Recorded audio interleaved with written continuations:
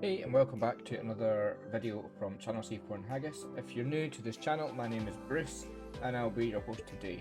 So today I'm doing something new and we're going to call it Haggis Restores because I'm going to restore this tile cutter. So again, I'm still learning with this channel, so if you like this content, like and subscribe. Let me know what you want to see, what you don't want to see in the comments. That would be very helpful. So I'm going to switch to a tile cutter. I used to own a property that we let out and the electrics were pretty dodgy in that property, and we've recently had it rewired. Apologies there. The tile cutter would not work in the previous property, something to do with an earth leak. I am not an electrician, but I'm more than confident to fix this machine or try to fix it, and if it blows up, it's on my hands. But the aim is to try and fix it up and sell it on, so to claw some money back from selling the property. So yeah, in the video I'm going to walk you through how to rewire this plug. Again, if you are not sure what you're doing, consult an electrician. It's very easy to go wrong, but there's a lot of easy ways to keep yourself right, and I'll point you in those directions on the way through the video.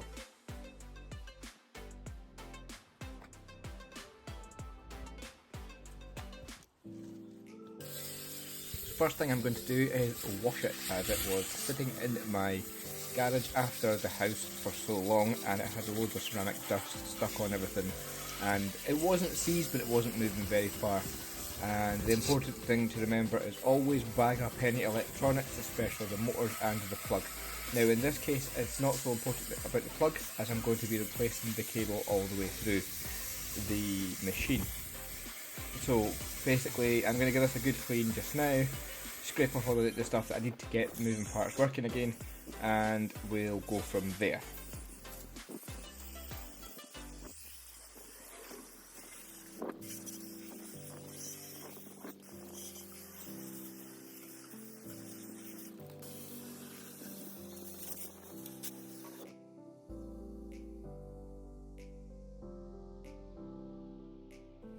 So here we are back in the garage, and as you can see it's a tip.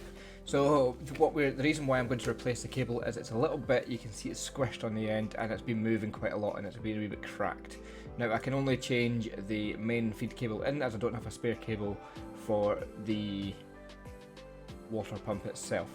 Now it's important to replace it with the same type of cable. In my case this is a waterproof cable, so I'm not going to go into the specifics of the cable. This is just a case of this is how to do it. So we'll speed up this part and get to where we get to the new cable. I want to make this as quick as possible, as I wasn't planning to do this video. But it's a special edition tile cutter and it seems a shame to let it go to the bin, as the old tenant wanted it to go to the bin. And now the next step is to open up the control box itself. Again, be careful, make sure the power's off and that you know what you're doing. In this case I've done this before. It's basically like rewiring a plug, but don't take my word for it, consult an expert. And this is just, I want to make the cable a lot longer than it was before so it can be used in a workshop properly from somebody who needs to use it.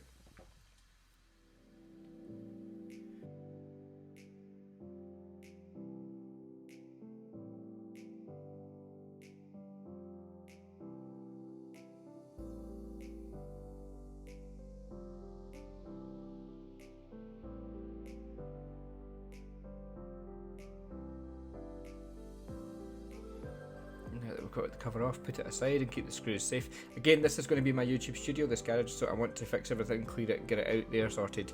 And once I stop moving the camera about stupidly, you'll be able to see the wiring inside.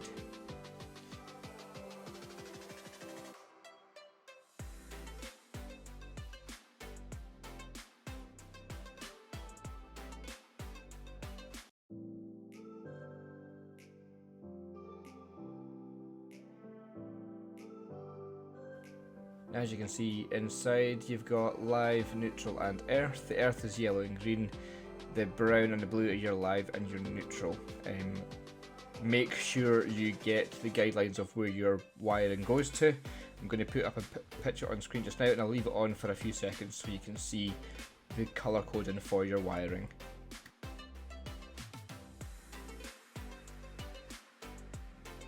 So here it's very easy to find the diagrams on what you do with your cables on Google, and now it's brown and blue, or brown and turquoise in my case, so it's the exact same cable as I'm looking at. So basically just change one cable at a time and you cannot go wrong.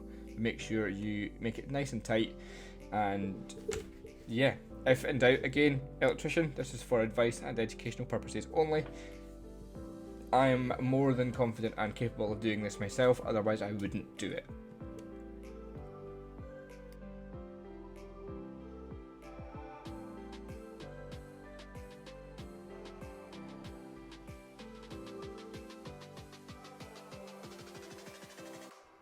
And it's pretty much the same on the plug end. Make sure again you're using the connect wiring, trim it properly, and do one cable at a time if you're unsure. Again, consult that electrician if you are struggling. I want to try and open that pump as well, as it's properly bogging inside, but maybe if I can get away with just a good clean, that's what will happen. Good old isopropyl alcohol. Now as you can see, I've cut off the old cables, so this is purely replacing a plug, and that's the reason why I want to make it longer, because the old plug was tiny.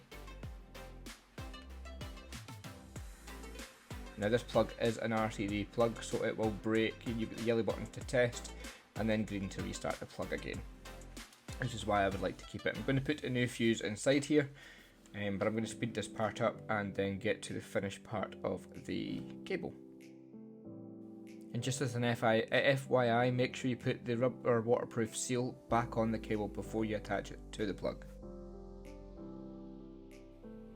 And here we have the plug completely back together again, and you still need to attach the other end to the tiler, but we'll get to that in a second.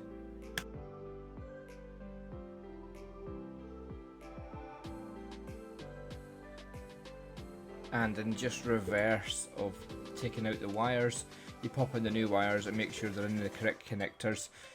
Do not take all the wires off the switch before you know which one goes where, and in my case what I'm going to do is take one wire off at a time and pop them back in the exact same order so I do not mess up. I'm not going to show you how I wire this, as I don't want anybody to hold me responsible for my electric works being the cause of their house fire or whatnot, so I'm not going to show you what I do on this part. It's very simple to do. Basically follow the wire and replace it with the exact same wire. Nice and easy. There is the earth screw. The earth screw must go back in through the earth wires, but we'll get to the final part in a second and hopefully see this working. So now, originally I did want to replace both the cables from the main to the motor and from the motor to the water pump. However, I don't have the ability to open the water pump itself, and I'd rather not make it not be waterproof, especially being electric. So the cable is in okay condition. It could be better, but it will survive. And again, I keep saying and again, so I apologise for that. I'm using my sharp blade to take all the ceramic dust off. Don't worry, I'm not scratching too deep. I just want to make all the areas nice and clean before it goes back together again. Isopropyl alcohol to give this all a good rub down, especially all the electrical connections. The reason I use isopropyl alcohol, although it's flammable, is safe to use on electronics. Again, do your own research, don't hurt yourself.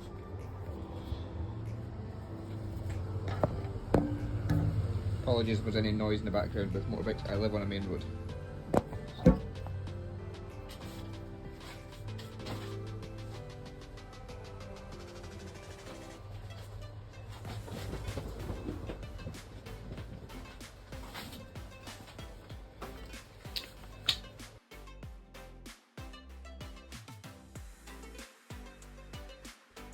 And I'm fast forwarding this part here as get a healthy dosing of isopropyl on your cloth. Again, keep naked flames away from this and do your own research as to what you're handling, as I will not be responsible for anybody who has no eyebrows left after doing a repair. And yeah, the next part should be putting everything back together again and hopefully seeing it work.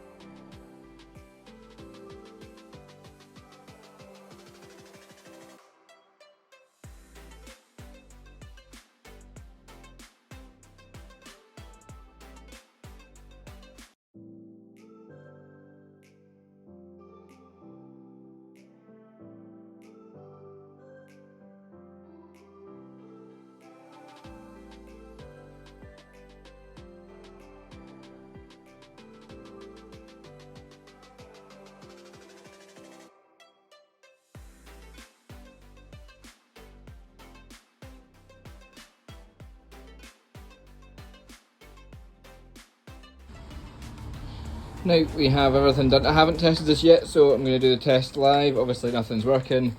Everything's completely secure, both sides. Everything has been tested. New fuse. All the plug is completely waterproof, watertight. All the seals are back on. Moment of truth.